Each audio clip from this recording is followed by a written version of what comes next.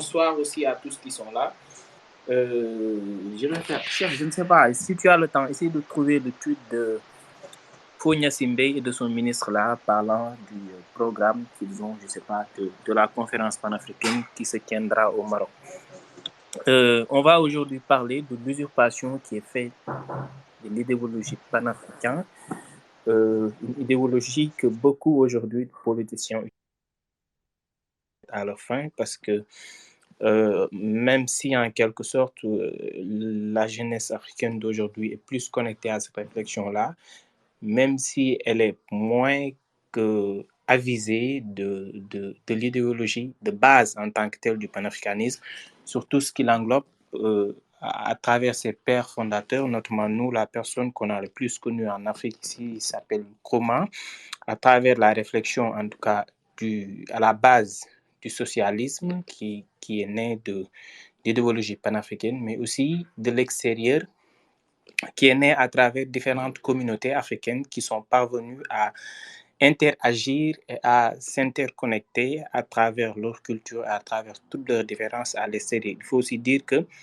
ça a été une idéologie qui n'est pas née en Afrique, qui est née d'ailleurs, qui est née à travers l'esclavage aussi, c'est ça la réalité, qui de là s'est agrandi et s'est ramené jusqu'en Afrique à travers bien sûr Nkrumah qui l'a amené ici dans le continent.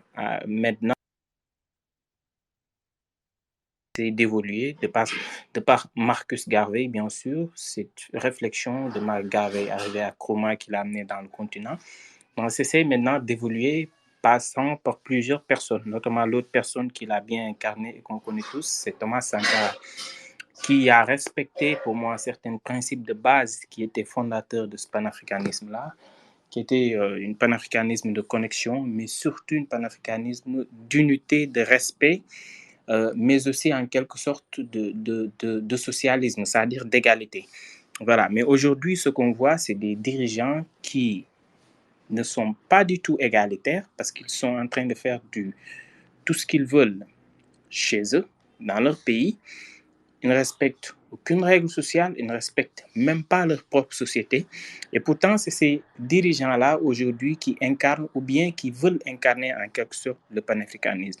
Ma réflexion est née d'un tweet ou bien de la position actuelle d'un président, notamment Fogna Simbe, qui aujourd'hui se réclame être panafricaniste. Alors que si on regarde bien le chemin de Fogna Simbe, en quelque sorte, il n'a rien, en fait, qui respecte sa société, qui respecte sa culture sociale et qui fait proliférer en quelque sorte sa propre société. En quelque sorte, aujourd'hui, c'est cette personne-là qui se dit incarner le panafricanisme, qui se dit avoir le droit d'aller au Mali, de faire la médiation entre des frères pour dire qu'on est tous panafricains, pour après aller au Maroc pour essayer de tenir une conférence en quelque sorte sur le panafricanisme, alors qu'on connaît tous les engagements du Maroc vis-à-vis des communautés panafricaines. Il n'a rien ratifié.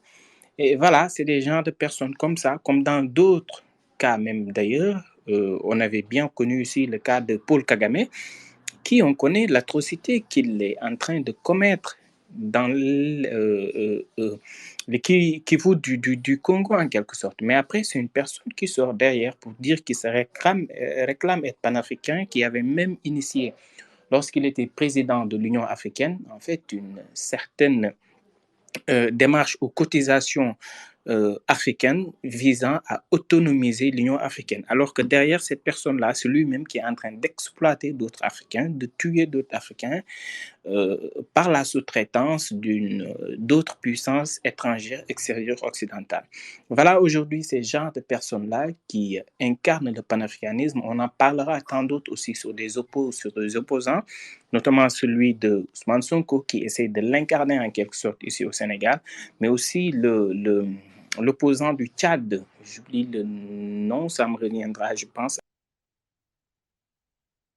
ce panafricanisme-là, en quelque sorte, pour se revendiquer, être panafricain. Maintenant, dans les deux sens, parce que moi, j'aborderai plus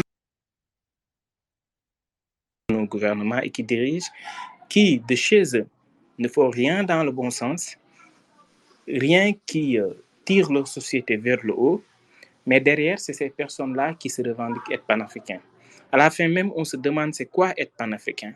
Est-ce qu'ils sont en train de faire une usurpation même du panafricanisme, de l'idéologie en tant que telle, ou bien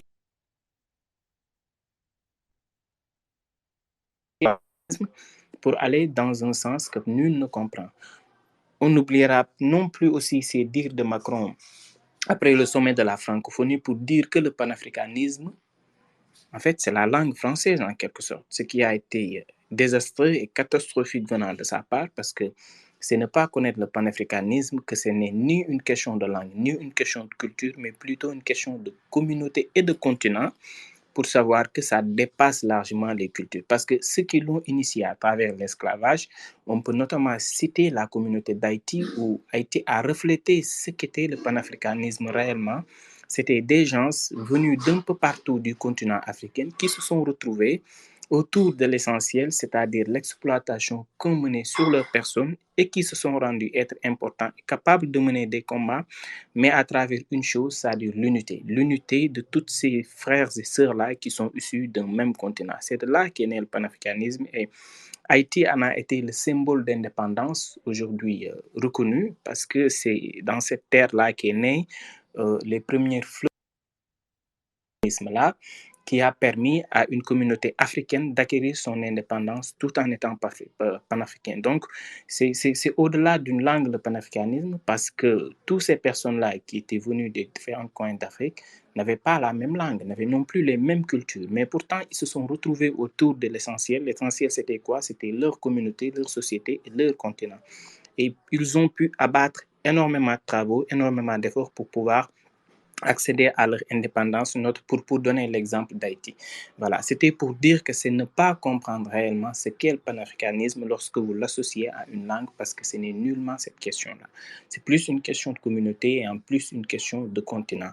Maintenant, aujourd'hui, est-ce que les dirigeants qu'on a réellement sont tout d'abord dignes d'être panafricains et est-ce qu'ils posent les actes réellement d'être panafricains dans le sens là où tout simplement sont en train de dévier ce qu'est le panafricanisme et l'idéologie en tant que telle, est-ce qu'ils sont en train de le déformer? Ce sera aujourd'hui le débat, le thème qu'on va aborder dans ces spaces-là euh, pour essayer d'éclairer certaines personnes et prendre comme exemple, je le dis, Fonia Simbe comme tant d'autres qu'ils seront, Kagame aussi, qu'il a demandé, qu'il a là, je dis bonsoir à tous qui nous rejoignent maintenant. Et je te laisse la parole. Donatien, bonsoir. Oui, bonsoir. Bonsoir, Tierno. Bonsoir. Voilà.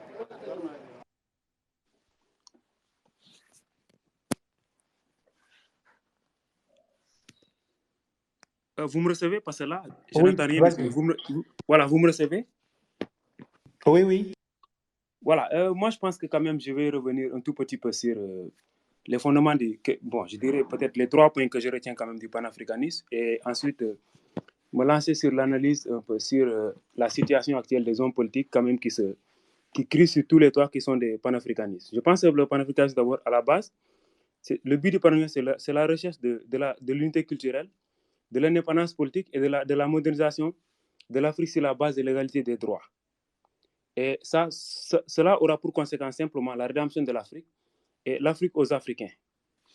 Maintenant, sur cette base-là, aujourd'hui, si on essaie d'analyser la situation politique, comme l'a dit tout à l'heure Tcherno, on se rend compte que la plupart des hommes politiques s'arrogent ce titre pour je ne sais pas, pour peut-être séduire les masses populaires.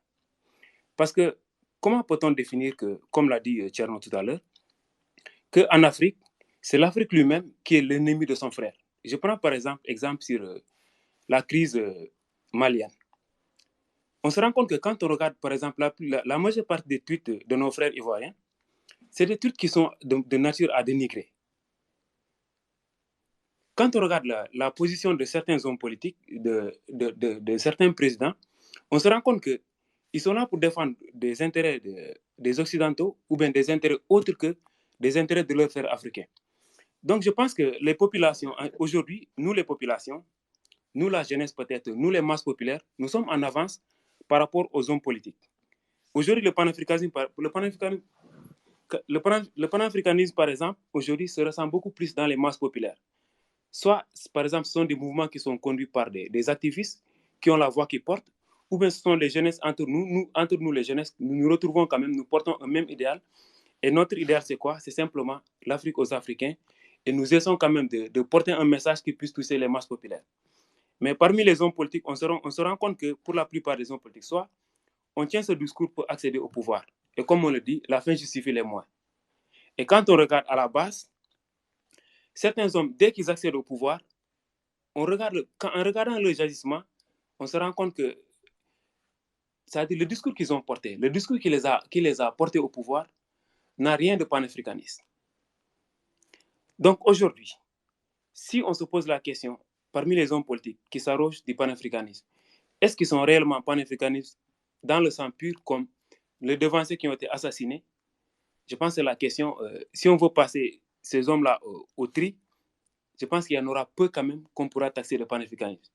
Quand je regarde par exemple le cas de Kaka Nakou, je pense que c'est le Togolais qui a publié en disant qu'ils vont organiser une conférence au Maroc. Je pense que c'est ça son nom, si je ne me trompe pas. Quand on regarde, c'est quelqu'un qui écrit beaucoup. Hein. Au départ, quand on lit ce livre, on se dit waouh, c'est quelqu'un vraiment qui a la plume vraiment propre. Mais on se rend compte de ces agissements que ce n'est pas quelqu'un qui est panafricaniste qui est dans le sang pur.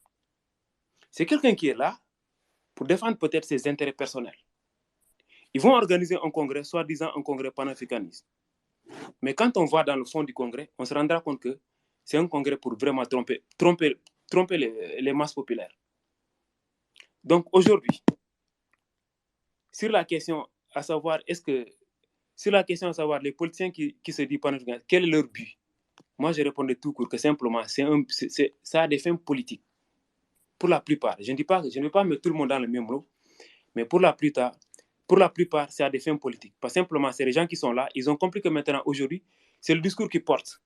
Quand on veut gagner de l'électorat, il suffit simplement de dire qu'on est panafricaniste et poser quelques actes d'éclat, quelques coups d'éclat pour avoir de l'électorat. Donc, le but premier de tout ça, là, pour la plupart de ces gens, c'est à des fins politiques. Il peut y avoir un but derrière, mais pour la plupart des gens, c'est à des fins politiques. Maintenant, parmi eux, quand même, il y en a certains quand même, on peut leur accorder l'étiquette d'être panafricanistes. Parce que quand on regarde leur discours, depuis qu'ils sont entrés en politique, le discours n'a jamais changé et n'a jamais varié. Ils ont toujours été l'Afrique aux Africains et défendre les intérêts des Africains. Parce que je pense qu'aujourd'hui, le mouvement panafricaniste, quand même, il faudra peut-être que les gens essaient de réfléchir quelle est l'offre, je ne sais pas, l'offre économique, c'est-à-dire quel est l'aspect économique qu'on va offrir à ce mouvement. Souvent, on parle de l'Afrique aux Africains, on essaie de réfléchir sur des solutions, on critique souvent l'autre, mais quelle est, par exemple, l'offre concrète, c'est-à-dire le plan économique que nous allons vraiment rétablir pour vraiment essayer de relever l'Africain, pour vraiment essayer de relever l'Afrique. Parce que quand on suit le cours d'évolution, quand on suit l'évolution des choses, on se rend compte que tant que nous sommes dans la critique, ou bien dans des réactions émotionnelles, nous n'allons pas y arriver. Et je pense qu'aujourd'hui, la force pour peut-être rendre à l'Afrique sa dignité, il y a des hommes politiques, mais la force, c'est sa jeunesse.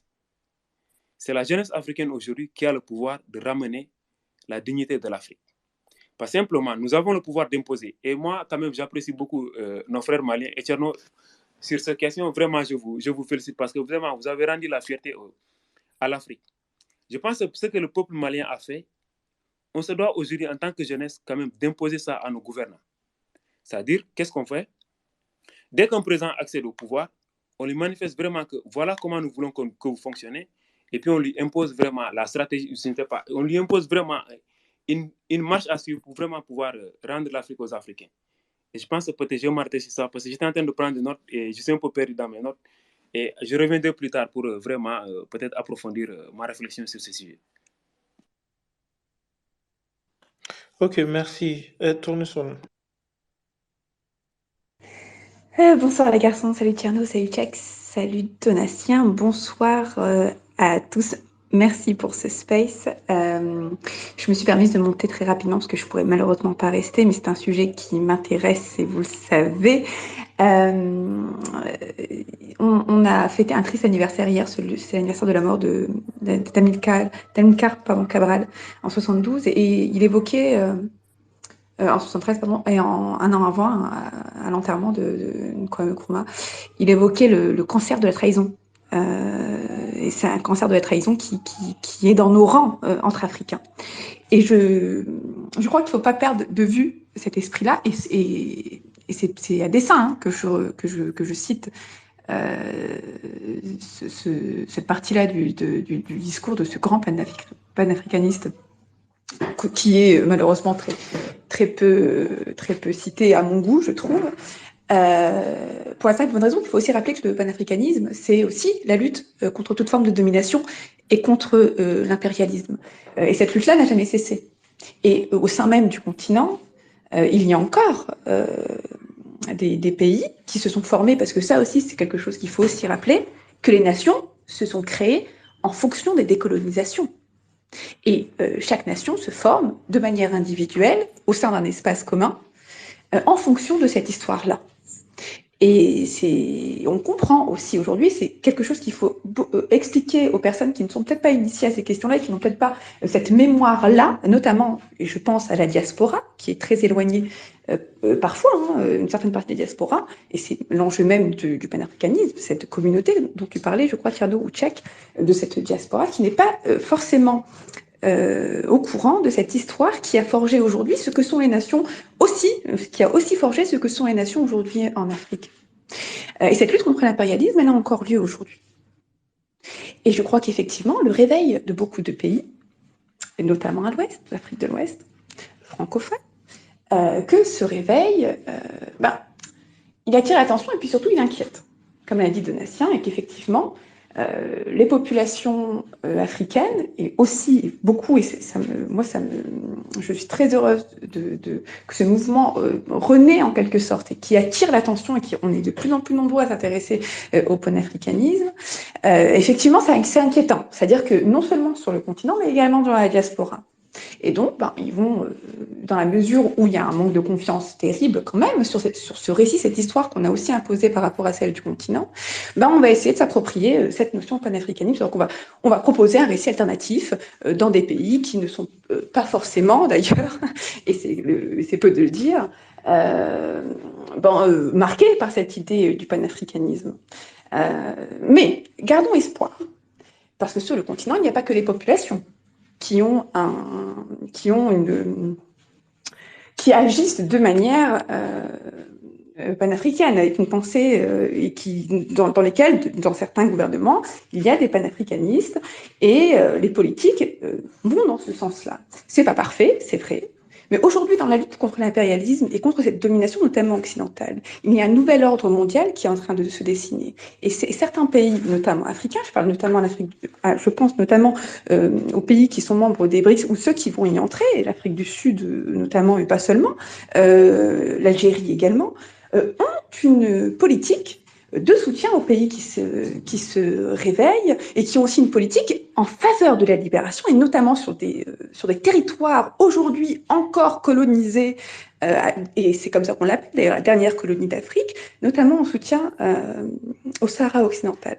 Donc effectivement, les choses ne sont pas parfaites, on avance doucement, c'est une lutte, donc il y aura forcément des obstacles, mais discutons, échangeons, et vos spaces participent justement à éclairer un peu plus la situation et à dévoiler peut-être les usurpations et les impostures, notamment concernant le panafricanisme. Et pour ça, je vous en remercie. Merci beaucoup, Tiano. Merci beaucoup, Jacques. Merci, Donatien. Je vais vous écouter avec beaucoup d'attention pour le temps que je vais pouvoir rester, mais je vois qu'il est enregistré. Du coup, je pourrai le réécouter demain ou dans la semaine. Et encore merci pour votre space. Je vous écoute avec beaucoup d'attention. Belle soirée à vous.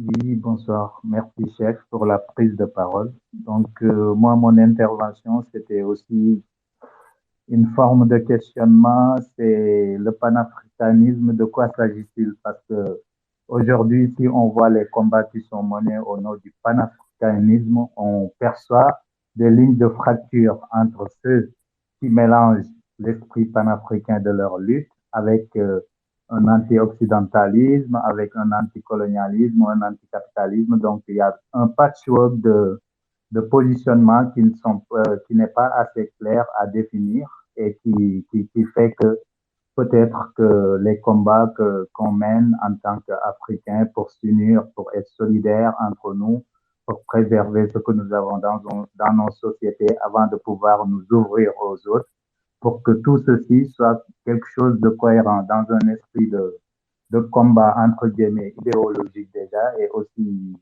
intellectuel, économique, culturel. Mais aujourd'hui, on voit ce qu'on caricature par des extrémistes qui sont racistes, qui ne sont pas panafricains, d'autres qui sont, voilà, qui ont un bagage idéologique sur ce qui est le panafricanisme, mais qui sont moins audibles que ceux qui ont des positions assez radicales euh, par rapport à tout ce qui touche à l'Occident. Donc, je pense qu'il serait bon que tout un chacun sache c'est quoi le panafricanisme en partant de l'historique. Donc, moi, j'ai bien aimé un space assez intéressant qu'on avait organisé avec l'historien Hamzat qui était là, organisé par Rêve et Fisan, et c'était quelque chose de très intéressant de comprendre un peu l'historique de ce qui a été décliné ici par rapport au panafricanisme. Mais aujourd'hui, on a des positions assez divisées. C'est ce qui fait qu'on n'a pas de lisibilité sur les combats à mener. Donc, le panafricanisme, l'idée, c'est d'abord d'être solidaire entre Africains, que tout ce qu'on doit pouvoir gérer entre nous, doit se faire avec bienveillance, qu'on ne soit pas, par exemple, quand on voit actuellement les situations politiques des pays africains, on se rend compte qu'on est comme à l'époque coloniale. Donc, tous des pans entiers de nos économies reposent sur une intervention étrangère qui gère à peu près une grosse partie des économies de nos pays. Et aussi, quand on parle aussi de manière assez, voilà, caricaturale, côté culture aussi, l'influence qu'on a par rapport à nos cultures. Et toutes les valeurs qu'on avait jusqu'ici sont en train de s'effriter. Donc, on avait l'idée d'un questionnement sur la vie en collectivité, sur les notions du collectif. Et aujourd'hui, par l'influence, au contraire, les réseaux ou l'ouverture au monde devaient nous permettre de mieux nous ancrer dans nos valeurs. Mais malheureusement, il y a cet égoïsme qu'on peut souligner hein, parce qu'on voit certaines élites africaines qui ont fait leur parcours universitaire en Occident et après, leur seule vision, c'est leur petite personne et leur entourage. Il n'y a pas d'idée non par rapport à ce que mon pays ou mon continent a fait pour moi, mais on essaie de voir à partir de la formation qu'ils ont eue au niveau dans les universités européennes, américaines ou autres. Ils essaient de ramener tout à leur petite personne. La preuve, ils vont être dans des organismes internationaux et après, quelle est la pièce de la monnaie qu'ils vont rendre au continent africain ou à leurs origines. Et là, on voit un manque assez criard. Moi, je cite, hein, je vois certains intellectuels qui sont voilà, qui sont des universitaires, de grands penseurs, qui restent dans les universités occidentales, qui sont bien respectés, mais à part ça, il n'y a pas d'apport intellectuel ni politique par rapport aux sociétés voilà, desquelles ils proviennent. Donc ça, c'est ce qui est assez dramatique. Et le mieux aujourd'hui, pour parler de panafricanisme, il faut penser à l'idéologie d'abord. C'est quoi le panafricanisme? D'où ça vient? Quels sont les fondements de cette idéologie? Quels en sont les principes? Quels sont les enjeux avec le monde actuel? Parce que si on voit ce qui se passe dans le monde, on voit qu'il y a un éclatement des logiques identitaires. Donc, on voit qu'il y a une certaine globalisation, entre guillemets, et c'est ce qui fait qu'on a cette ouverture qui permet des échanges, mais ces échanges sont toujours en défaveur du continent africain. Si on va partout dans notre petite fenêtre de l'Ouest africain, nos économies, comment elles sont phagocytées par les puissances occidentales, comment on s'est laissé apprivoiser ou on peut dominer, surtout nos politiques qui bradent un peu partout nos richesses, alors que si on devait se suffire de manière inclusive de nous-mêmes, l'Afrique ne serait pas là aujourd'hui et on ne serait pas là pour débattre de cette question de panafricanisme. Donc, il y a du chemin à faire. On a eu, à un moment donné, cette idée qui est partie et après, il y a eu la guerre des indépendances avec les mouvements de libération un peu partout en Afrique qui ont donné force à cette idée panafricaniste. Mais aujourd'hui, qu'est-ce qu'on a? On a des positions assez tranchées. Comme je le disais tantôt, il y a des positions radicales où on pense qu'il faut être anti-occidental pour être panafricain, il faut être anti-capitaliste pour être panafricain. Mais Diane, tu as touché, excuse-moi, hein, deux points qui sont extrêmement importants. C'est-à-dire, et comme tout à l'heure, tu faisais allusion à l'histoire, c'est-à-dire l'histoire même de l'idéologie et du panafricanisme, mais vu ce qu'ils l'ont incarné, en tout cas du temps de Marcus Garvey jusqu'à Nkrumah qui l'a ramené en Afrique. Mais est-ce que ces personnes-là, de ce qu'ils ont chanté, ou bien de ce qu'on peut retenir d'eux, en quelque sorte du panafricanisme, eh ben, ce n'était pas aussi un combat anti-occidentaliste et anti-libéraliste, parce qu'en quelque sorte, même si on arrive à Thomas Sankara, si je me réfère, pour moi, ce n'était pas pour rien qu'il avait choisi le socialisme comme modèle de combat. Est-ce que réellement même l'idéologie panafricaniste n'était pas aussi une idéologie de lutte anti-occidentaliste et voilà quoi, anti-libéraliste? Après, il y avait bien le contexte, hein, le contexte des pays colonisés, mais après, dans l'idée des vulgarisateurs, on a eu William Dubois avec le panégrisme. Donc, c'était un Américain qui avait prôné cette idée de, que les Noirs américains puissent retourner aux sources, c'est-à-dire à l'Afrique.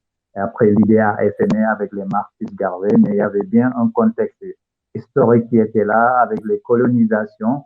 Donc, mais l'idée première du panafricanisme est plus vers cette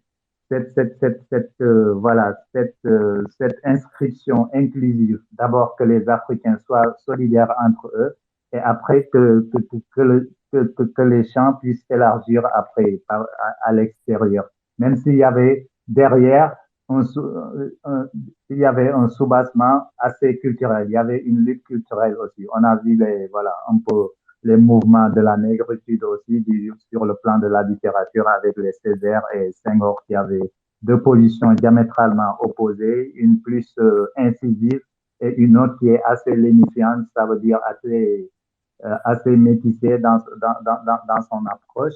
Mais si on voit la définition ou le cheminement de cette idéologie, on se dit bien que la première idée, le premier principe, c'était d'abord la solidarité entre Africains par rapport aux influences extérieures, par rapport aux agressions extérieures. En ce moment-là, il y avait la question de la colonisation et il y avait aussi une question historique qui avait rapport avec l'esclavage. Donc, c'est pourquoi la modernité occidentale, elle s'est bien construite à partir de cette partie d'histoire. L'esclavage, ça a grandement joué avec le transport des cultures d'Afrique aux Amériques et dans toute l'Europe. Et après, après, il y a un autre cheminement qui s'est fait avec l'idée de Webb Dubois, avec Marcus Garvey, avec Kwame Nkrumah et aussi d'autres leaders africains dans le contexte colonial qui ont eu à développer cette idée. C'est pour ça qu'il y a eu autour après la formation d'institutions supranationales qui ont été un peu mises en place, mais après phagocytées par l'influence, il faut le dire, des puissances coloniales qui ont venu happer certains dirigeants africains et les mettre du côté de leurs intérêts, alors qu'il y avait d'autres qui avaient compris les enjeux, qui avaient une position beaucoup plus tranchée, comme tu l'as souligné, Tierno, Thomas Sankara, qui avait prôné l'idée d'un développement qui était beaucoup plus local avant de s'ouvrir aux autres. Donc, c'est pour ça que, c'est assez complexe. C'est pour ça que c'est bien que le substrat idéologique, il faut qu'on s'en imprègne, qu'on sache un peu qu'est-ce que l'histoire nous apprend par rapport à cette idéologie panafricaine. Et il n'y a que ça qui permettra de lever cette illisibilité des postures qu'on a actuellement et on part dans tous les sens.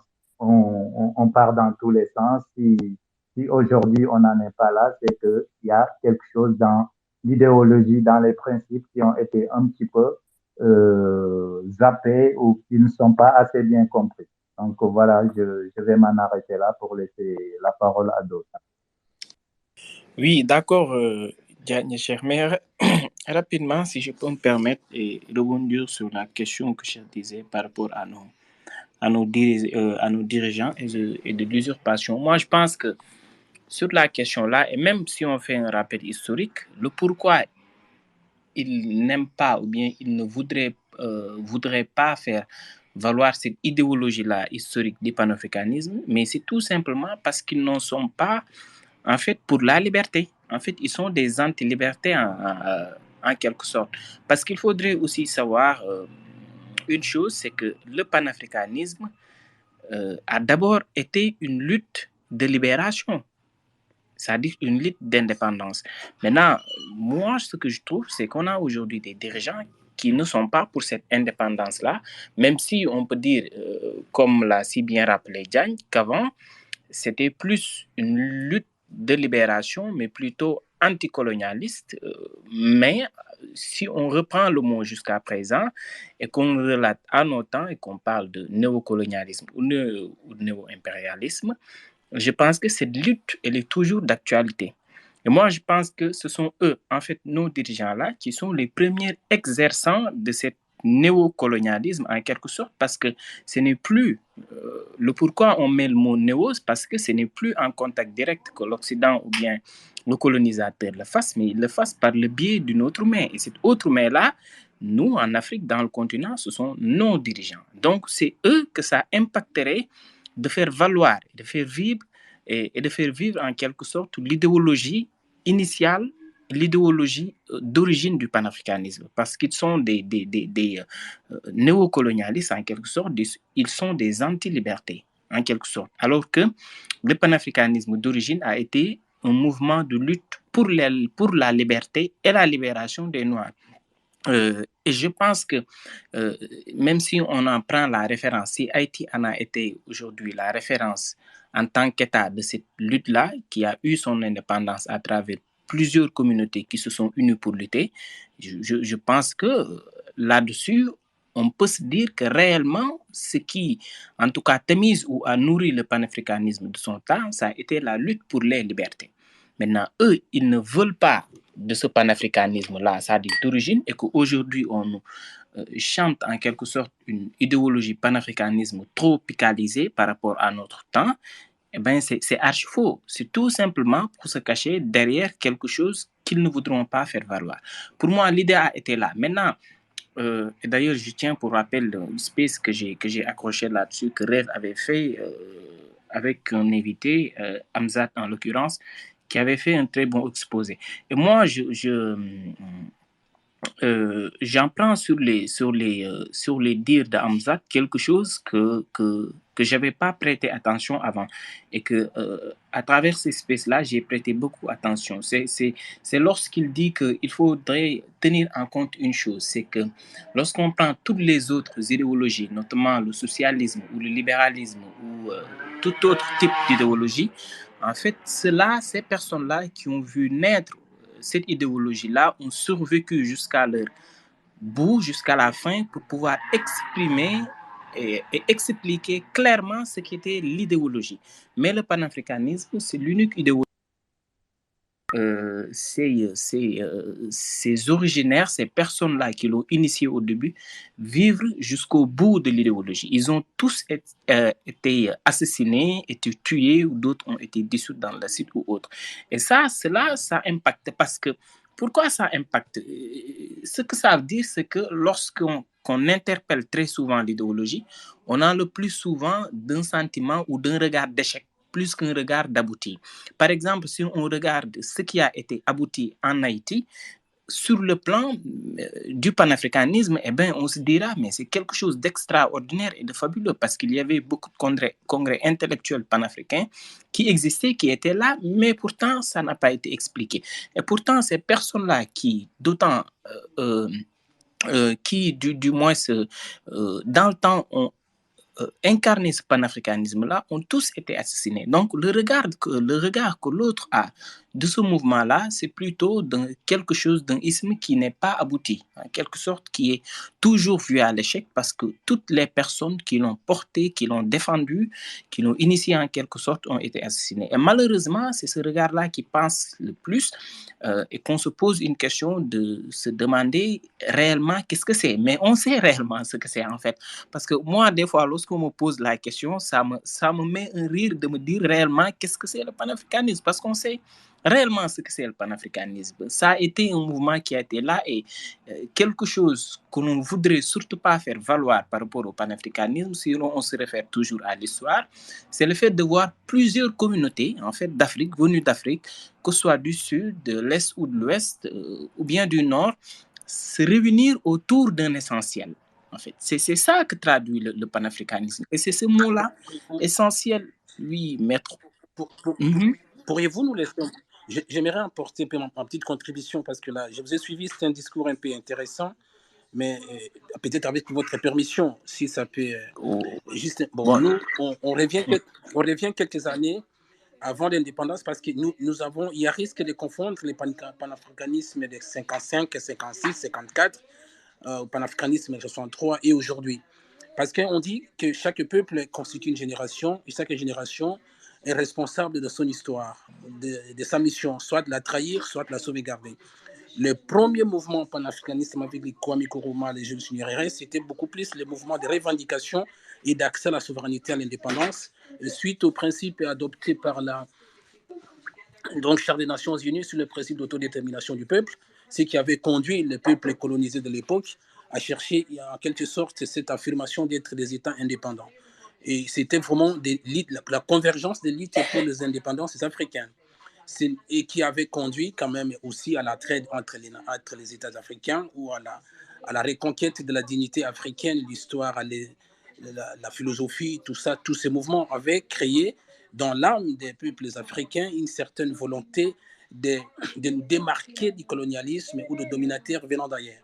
Mais cette pensée, cette idéologie n'avait pas produit un modèle économique. Parce que là, j'ai suivi tout à l'heure quelqu'un nous dire que non, nous devons nous peut-être nous faire en sorte comment nous sortir du libéralisme ou du capitalisme occidental de domination et d'exploitation. Certes, le panafricanisme en tant qu'idéologie devrait produire un modèle économique parce que Karl Marx l'a dit, chaque modèle de production, chaque mode de production économique produit un rapport social, chaque rapport social produit un rapport politique.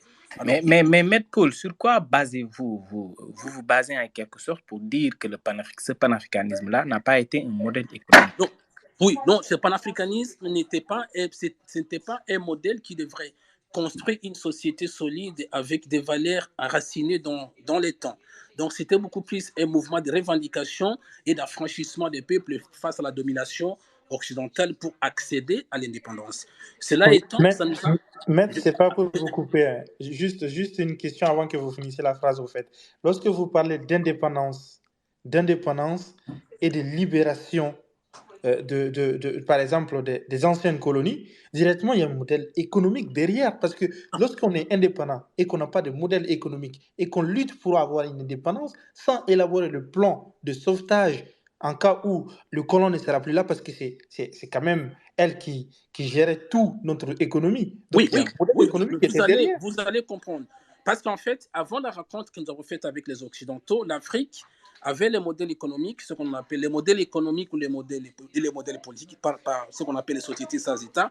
L'Afrique était dans le socialisme primitif africain ou la solidarité africaine, parce que l'Africain ne compte pas sur ce qu'il a, mais compte sur ce que la communauté a. Et l'Occident, qui est rentré en Afrique avec un modèle politique et un modèle économique, c'est-à-dire le libéralisme ou le capitalisme, à la sortie, suite à des revendications, nous reconnaissons le travail qui a été abattu par les Kwame Nkrumah, les Lumumba et consorts pour accéder aux indépendances des pays africains, le panafricanisme africain n'avait pas produit un modèle économique qui devrait faire asseoir les valeurs politiques. C'est ça le problème. On fait sortir les colons en disant que non, nous sommes devenus indépendants, nous adoptons les modèles politiques avec les démocraties des régimes politiques. D'ailleurs, moi qui vous parle, je suis congolais. Vous savez très bien que Lumumba était parmi les artisans du panafricanisme qui avait conduit à l'indépendance de mon pays. Mais il n'y avait pas un modèle économique qui devrait faire asseoir l'idéologie. Parce que quand Marx avait déclaré, dans son ouvrage, je pense les Capitales ou bien les manifestes du Parti communiste, il avait déclaré que l'idée, lorsqu'elle est ramassée par les masses populaires, elle devient une matière. Donc, et la matière ici, c'est le modèle des gouvernances, le modèle économique ou le modèle politique. Donc aujourd'hui, nous avons la mission, nous, au lieu de parler du panafricanisme, parlons peut-être au moins comment réinventer le néo-panafricanisme qui peut nous aider non seulement à nous affranchir de la domination du préjugé de l'Occident et des sentiments d'infériorité que nous nous sentons nous-mêmes, et par lesquels nos dirigeants africains compromettent l'avenir de notre nation, préfèrent s'agenouiller devant les présidents français au lieu de sauvegarder les intérêts du continent. Comment nous pouvons inventer ou parachever les travaux qui avaient commencé en 55-54 avec les panafricanistes pour que nous inventions aujourd'hui un modèle politique qui peut tenir compte de nos réalités économiques. Parce que si nous disons non, nous devons chasser les capitalistes, modèle de vendre, acheter et partager, bon, quel est le modèle économique que nous allons inventer qui peut faire asseoir la pensée politique ou la pensée idéologique que nous allons construire pour l'Afrique de demain? C'est contradictoire. Parce que si nous restons avec les modèles capitalistes, qui est chez nous, chez moi, même au Sénégal, c'est-à-dire la propriété privée, travail, salaire, l'individualisme, et comment nous pouvons être en contradiction entre les modèles politiques légués par l'Occident, les modèles économiques, et nous cherchons à inventer un panafricanisme ou qui peut être ici en perçu comme le protectionnisme ou la préférence africaine ou protection des économies du continent. C'est contradictoire. Donc nous avons aujourd'hui la mission, là où nous sommes, partout, de chercher comment inventer un modèle de gouvernance économique, gouvernance politique, sans pour autant nous plonger dans les mimétismes européens ou transcodage des modèles d'ailleurs, mais qui peut au moins tenir compte des réalités économiques africaines, de les rapports que nous avons par rapport au bien, à la propriété individuelle, à la communauté ou à la société. Ces jours-là, peut-être que nous pouvons dire que oui, les pères fondateurs des années 50 nous ont laissé, c'était un panafricanisme de libération et d'indépendance ou d'autonomie du continent face aux colonisateurs. Mais nous, les petits-fils de ces pères fondateurs, nous avons concrétisé à la mise en place des modèles économiques et politiques qui tiennent compte des réalités africaines pour que nous soyons différents des modèles occidentaux ou des impérialismes et des soumissions européennes. C'est dans ce sens-là que je souhaiterais, parce qu'il y a risque que nous restions dans cette forme de contradiction. Nous refusons les modèles politiques occidentaux. Nous pensons que non, l'Occident, jusqu'à aujourd'hui, les présidents, les dirigeants africains sont encore comme les représentants du continent européen ou de l'Occident, ce qui est sûr, de par leur comportement ou les décisions qu'ils prennent, toujours au profit de l'Europe, de l'Occident. Mais de l'autre côté, nous sommes nous-mêmes encore dans les possibilités d'inventer un modèle politique, parce qu'on ne peut pas remplacer un modèle qui est par un autre modèle. Si nous refusons les modèles présents, ce qui est normal, mais inventons les modèles de remplacement. Parce que ça, les modèles de remplacement, on dit que la nature a vu d'horreur. Vous voyez, donc il y a risque que nous soyons comme des apatrides à la recherche d'un modèle qui peut nous convenir. Alors, cherchons d'abord à inventer le panafricanisme. Aujourd'hui, ça peut être des démocraties, de la bonne gouvernance, l'autodétermination, des mouvements, de la responsabilité des citoyens face à la gestion de l'intérêt public, à la gestion de l'intérêt commun, comment responsabiliser les citoyens, comment permettre que les citoyens soient informés de la façon dont la communauté, la société ou l'État est géré, qu'est-ce qu'il faut faire pour apporter comme les correctifs à ce système démocratique que nous avons aujourd'hui. Vous savez très bien que les élections en Afrique ne sont pas les sources du pouvoir.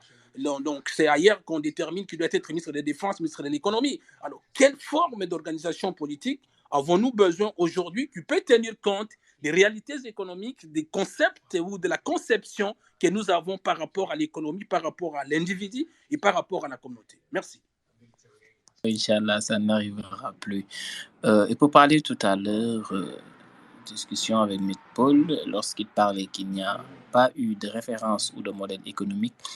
Voici une référence par rapport à un livre que Cheikh Anta avait écrit, Les fondements économiques et culturels d'un État fédéral. Je pense que ça a été une proposition économique purement panafricaine. Mais comme Cheikh voudrait que l'on fasse tourner, on va faire tourner. Après, je vais revenir sur ces points-là. Non, vas-y, Thierno, vas-y. Après, on peut passer la parole à un autre intervenant. Vas-y. Oui. La première chose, c'est que c'était pour répondre à M. Paul lorsqu'il dit qu'il n'y a pas de référence ou bien de modèle économique que le panafricanisme a proposé. Eh bien, c'est faux, ça. Moi, je ne trouve pas ça. C'est pourquoi je lui ai demandé sur quoi il se base, parce que même si on se réfère à l'histoire, cette référence ou bien ce modèle-là économique a existé. J'ai donné tout à l'heure l'exemple d'Haïti. Au-delà même des personnes qui l'ont incarné, c'est-à-dire que ce soit Cheikh Anta, Thomas Sankara, on ne peut pas lui dire qu'il n'avait pas de référence ou bien de modèle économique. Le modèle économique sankariste était bien là, était bien présent et quelque chose qu'on pouvait voir et y mettre la main. C'est-à-dire c'était du matériel.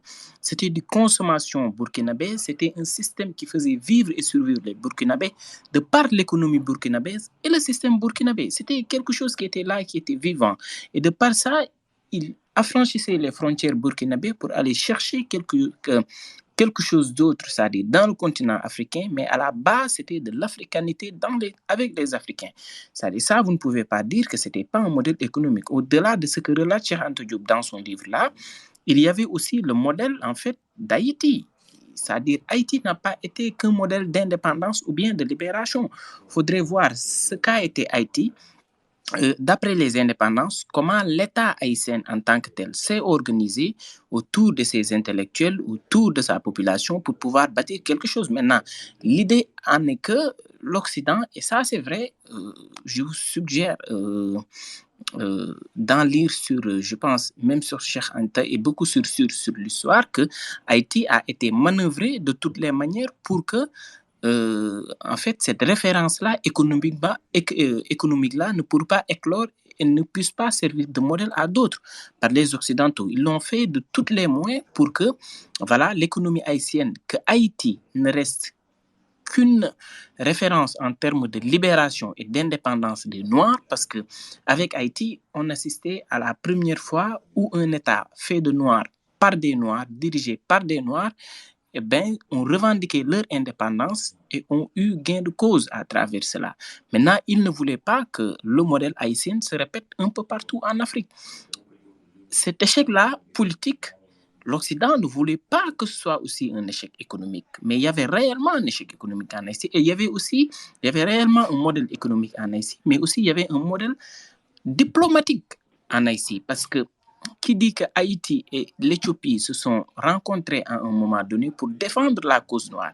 Eh bien, vous voyez tout ça, c'est pourquoi je dis dans ce space-là où Hamza dit quelque chose, moi qui m'a beaucoup intéressé, et dès lors j'ai commencé à y réfléchir, c'est du fait qu'on a à tout moment cherché à tuer ou à dissoudre, en tout cas à couper toute tête pensant dans le sens du panafricanisme. Et ça a été ça la réalité. La diplomatie haïtienne du temps en a subi les causes parce qu'ils ont été coupés et qu'aujourd'hui, lorsqu'on représente Haïti, bon, dès qu'on le voit aujourd'hui, on a plus tendance à voir un État de nul, de rien du tout, alors que c'est un État historiquement qui a été très fort, qui a été un symbole dans la lutte des Noirs là. Et c'est pas pour rien que toutes ces personnes-là qui, à un moment donné, ont défendu le panafricanisme dans leur vie en tant qu'intellectuels et y ont mené des réflexions, eh bien, ont été tués ou bien ont été sacrifiés en quelque sorte. Et Cheikh Anta, dans ce livre-là, lui, peut-être, il est allé dans la théorie. On me dira non, ce n'est que des écrits. Mais on ne peut enlever les propositions de Koma, on ne peut enlever les propositions de Thomas Sankara, qui étaient non seulement des modèles économiques réels, mais qui se sont aussi développés dans le matériel en quelque sorte. C'est-à-dire, ce n'était pas quelque chose que l'on peut dire que c'est du théorique ou autre, mais il y avait réellement du matériel. C'est-à-dire, on se pouvait mettre ça dans la main pour dire que ça, c'est le modèle économique panafricaniste développé par tel et qui n'a rien changé en quelque sorte. C'est pourquoi lorsqu'on me dit que ça a été plus qu'un modèle politique de lutte ou de libération, plus qu'un modèle économique, moi je ne peux pas absorber cela intellectuellement. Voilà, je ne sais pas, c'était à qui c'était les propositions que je tenais à faire. Les Oui, précisions. exactement, Tierno. Bon, je peux ajouter à cela très rapidement qu'il s'intéresse au modèle économique de Modibo Keïta, qui était un grand panafricain aussi, qui a toujours lutté pour que les pays africains soient créés, qui a même renoncé à l'indépendance du Mali pour fédérer avec le Sénégal pendant un moment, mais ça a sauté après. Donc, il y avait un modèle économique de tous ces panafricains. Et même aujourd'hui, les panafricains ne parlent pas dans le hasard, au fait. Même s'ils contraintent de radical, quand même, ils ont un plan. Ils font des propositions lorsqu'ils s'expriment, en fait. Voilà, ça c'est des propositions, par exemple, dire de couper tous les liens avec le colonisateur, partir vers cette personne, faire ceci et faire cela. Ça c'est des propositions aussi qui vont, soit ça nous plaise, soit ça nous déplaise, mais de toutes les façons, c'est des propositions. Et le panafricanisme a toujours été basé sur des modèles économiques, parce que ça va ensemble, en fait. On ne peut pas être indépendant sans avoir des modèles économiques, c'est impossible. Et c'est ce qu'on nous a donné depuis la nuit des temps, ou depuis 1960, on nous a vendu l'indépendance sans modèle économique, sans modèle social, sans modèle sécuritaire, en plus de tout ça. Parce que on nous dit, ne créez pas des conditions idéales pour que vous-même, vous puissiez vous défendre.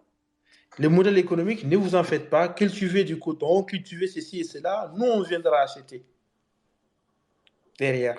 Donc voilà ce qu'on nous a vendu comme indépendance. Quand même, vous allez être indépendant, vous allez avoir vos présidents, mais c'est nous quand même derrière qui viendra vous protéger et qui viendra acheter aussi vos matières premières. Et c'est dans ça qu'on est en train de vivre depuis. C'est-à-dire que l'esclavage, seulement, on a inversé. On a seulement changé, au fait. On a dit, c'est plus de l'esclavage, mais on va la moderniser et le vendre ça. Ils vont y croire, c'est ce qui se passe en réalité en Afrique. Parce qu'on est toujours dans l'esclavage lorsqu'on regarde nos sociétés. Comment des pays tellement riches vivent encore dans l'extrême pauvreté. C'est incroyable quand même. On doit s'intéresser à ces phénomènes-là. Comment des pays qui ont de l'or n'arrivent pas à se développer. Et même pour faire le parallèle, je m'arrête là, passer la parole. J'ai donné l'exemple l'autre fois. Les pays réellement qui se sont battus pour l'indépendance sont les pays qui sont développés aujourd'hui. Regardez, par exemple, je donne tout le temps l'exemple de l'Algérie. Regardez l'exemple de l'Algérie. L'Algérie est en train d'exploiter son pétrole. Mais il y a du pétrole au Niger aussi, qui est en train d'être exploité. Il y a l'uranium aussi. Pourquoi les conditions de vie au Niger ne changent pas? Même cas aussi, ça fait très longtemps qu'on exploite du pétrole aussi au niveau du Tchad. Depuis combien d'années?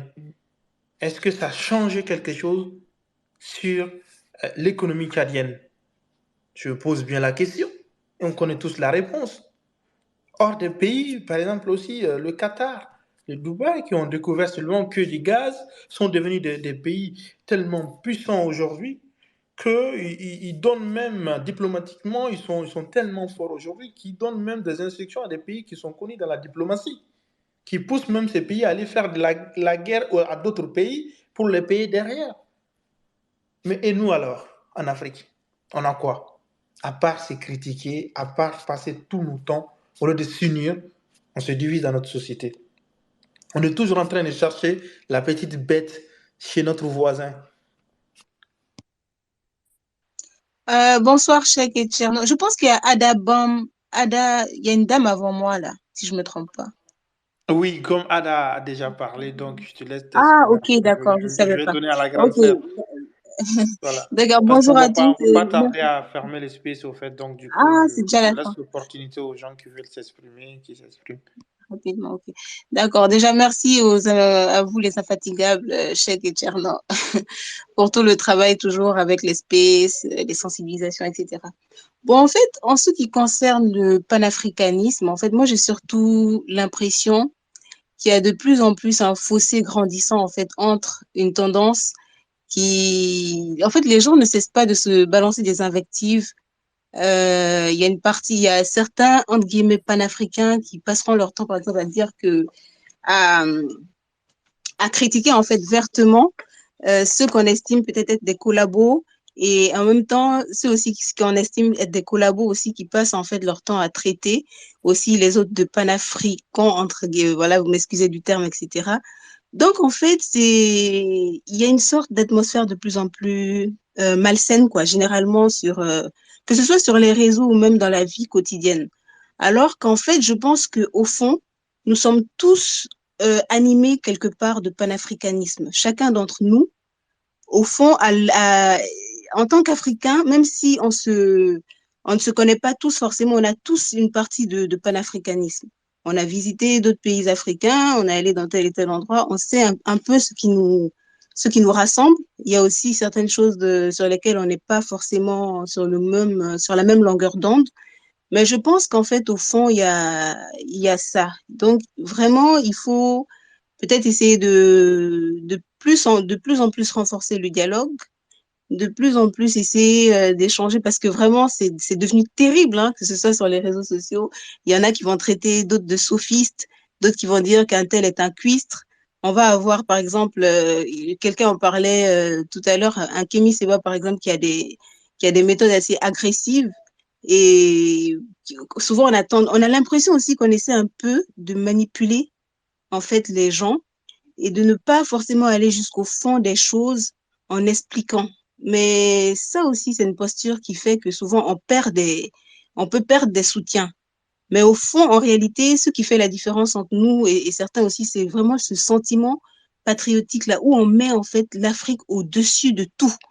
On met notre continent au-dessus de tout et on se bat en fait pour nos propres intérêts. C'est vrai que ça, en fait, on peut dire, ça peut être progressif aussi. Si on essaie peut-être de tout faire d'un coup, ça m'étonnerait en fait en termes comment expliquer ça, en termes de réalisation immédiate, c'est pas vraiment possible. C'est vrai qu'on est aujourd'hui dans une sorte de système d'interdépendance. On est libre aussi de collaborer avec qui on veut, on est libre mais surtout insistons sur l'éducation de nos peuples si on veut pas il faut qu'on éduque vraiment massivement et qu'on cultive en fait le sentiment patriotique très très tôt pour que plus tard en fait on puisse avoir des citoyens ou bien des habitants qui sont capables de défendre leurs intérêts. Tu peux t'asseoir par exemple avec une personne dont tu partages pas du tout ses idées, mais tu vas l'écouter. Il peut même venir, mais souvent même dans les médiations, souvent on trouve que c'est des anciens chefs de guerre ou bien des gens qui ont commis des crimes atroces qui viennent et qu'on appelle souvent comme des médiateurs, etc. En fait, je sais pas comment expliquer quoi. La politique, c'est tellement d'hypocrisie. Mais tu gardes en tête que tu dois défendre en fait ton pays et tu dois essayer d'améliorer les conditions de vie de tes populations. Parce que à la fin, ce sera ça ton bilan. Si tu parviens pas à assurer l'accès à la santé, la sécurité, l'éducation, les hôpitaux, etc., au bout d'un moment, je pense bien que le peuple, tu devras rendre des comptes au peuple et puis bon, c'est un peu ça, quoi. Sinon, à part ça, voilà, félicitations pour vos spaces comme d'habitude et puis bonne nuit à tous. Oui, merci, merci tout le monde. Moi, je vous dirais tout simplement, passez une excellente nuit. Prenez soin de vous, portez-vous bien, et puis on se revoit la semaine prochaine. Au revoir. Vous avez envie, vous pouvez réécouter ces spaces-là à travers aussi les Mbolocasts qu'on a avec Spotty, avec les posts de iPhone. Il y a aussi les spaces du Sahara que font Ramotou, Tourne Soleil et Sarah qui se passent chaque week-end. Il y en a demain d'ailleurs qui font l'actualité sur l'Afrique. Voilà. Puis, si vous avez envie de réécouter ces spaces-là, allez sur les podcasts. Attends, je vais faire la promotion de notre actu hebdo. On fait un actu hebdo tous les dimanches. En fonction de Tierno qui se réveille pas tôt et certains qui sont aux États-Unis, on a décidé de mettre ça l'après-midi. Tous les dimanches, on fait le tour d'horizon de tous les pays africains, ce qui se passe, les projets de réalisation, que ce soit dans le domaine de développement, d'industrie, que ce soit dans les domaines de lutte pour les femmes, les droits des femmes, que ce soit dans le domaine du social, de l'éducation, de la santé, des accords que ce soit sur la géopolitique. On parle de ça pendant 1h30, 2 heures. On fait le tour de l'actualité. Et aussi des afrodescendants, on parle souvent aussi, on parle beaucoup de ceux qui sont en France surtout, les dom-tom, mais on va aussi inclure les États-Unis, tout ça, bientôt. Mais voilà, on fait tous les dimanches, c'est enregistré, après c'est traduit en podcast sur YouTube, sur Spotify, sur Amazon et tout.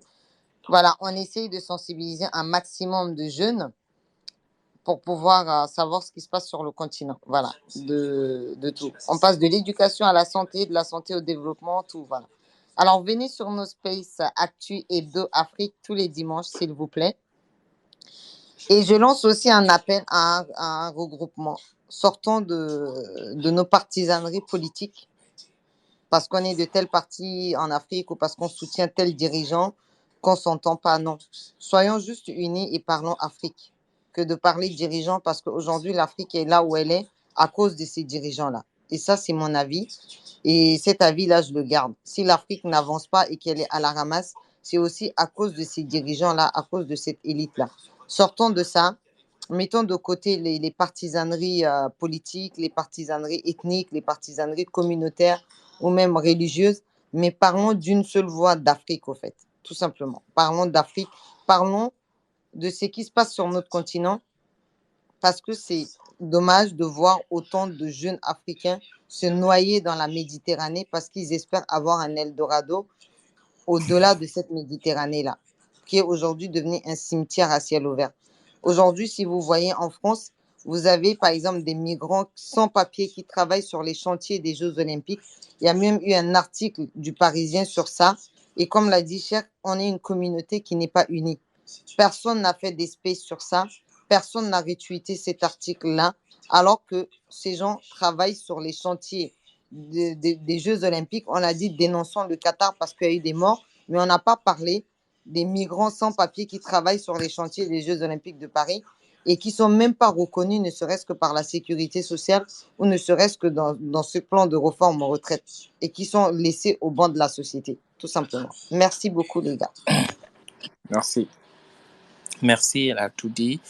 Voilà, vous pouvez avoir tous ces podcasts-là. J'ai pas posté ça aujourd'hui, mais je pense qu'il y aura plein d'autres spaces la semaine prochaine. On se voit demain. Je vous souhaite de passer une excellente nuit. Prenez soin de vous, portez-vous bien et que la protection divine soit avec vous. Qu'importe la croyance de votre divinité. Au revoir.